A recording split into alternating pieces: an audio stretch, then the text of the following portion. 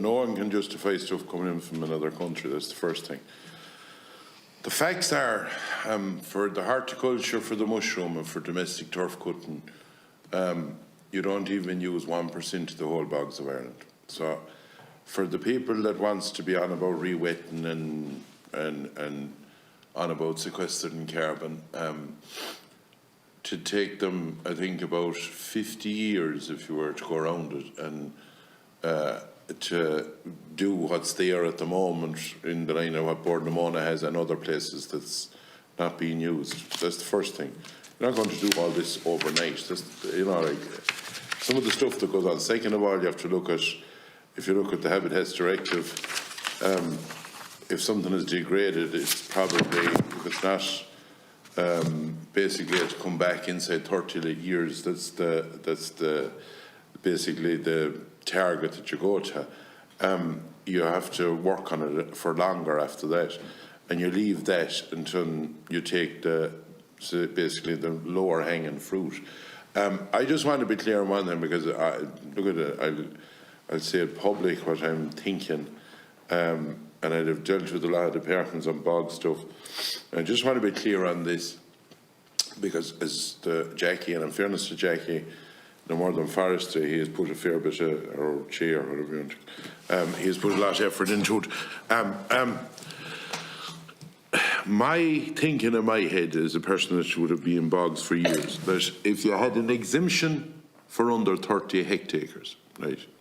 Now, we have to be clear on this as well. That won't always work everywhere that there's a hydrological separation. Do you understand me? So then, if you're doing legislation that there's a buffer zone left outside that of the 100 or 150 metres, that can be, that it is understandable that there may be some loss of water in it. Do you understand me? And what I'm asking ye, would a solution like that around the country work for ye? When you look at, I understand with the likes of Classman and other companies, they could own a huge area bog. Do you understand me? But what I'm asking about the likes of the 30 hectares thing, as well as understanding that my bog could be stuck onto someone else. Do you understand me? That we need to give a buffer. And I saw the hydrology done on stuff like that.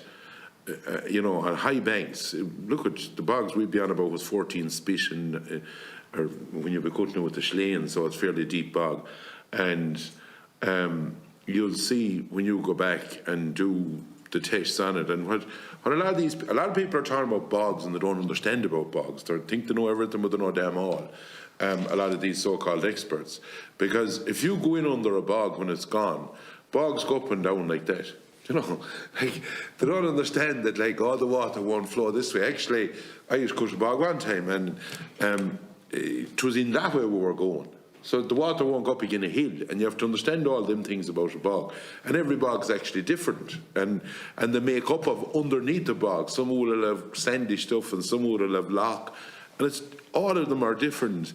And what I'm trying to put in my head is, look, we'd have done a lot of stuff on the trying to resolve the turf cutting ones and the designated ones, and we're working lovely. You know, we're working with the national parks constructively, and they had actually achieved a lot by re-wetting, and of course Europe tried to throw a spanner in the works in the last week, but look, we'll deal with them in our own time.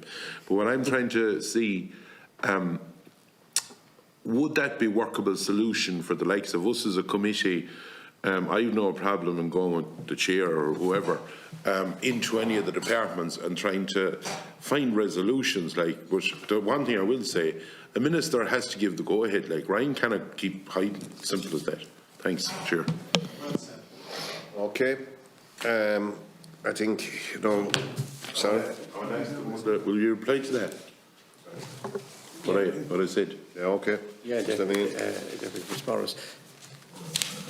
Yeah, we have said, I did a survey previously, and I think there's 22 or 23 bogs that are, you could certainly say, are not hydrologically linked with other bogs. There's other cases where there's small areas at one side of the road, there's a large bog at the other side of the road. That's why I'm saying they have to be treated separately.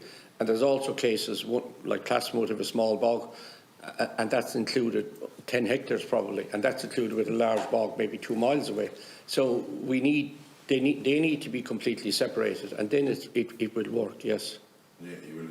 Just to be clear, when you're separating bogs, you have to do certain tests on them, because we go through all this stuff that you have to do. You put a pipe in the ground and a upwell, and you know the or the depth of lock and all of that. But it's provable. Do you understand me? But what I'm trying to see is how we go about the solution to get it moving and to give an exemption. Do you understand me? That you're not even going through all this rigmarole that you have to go through.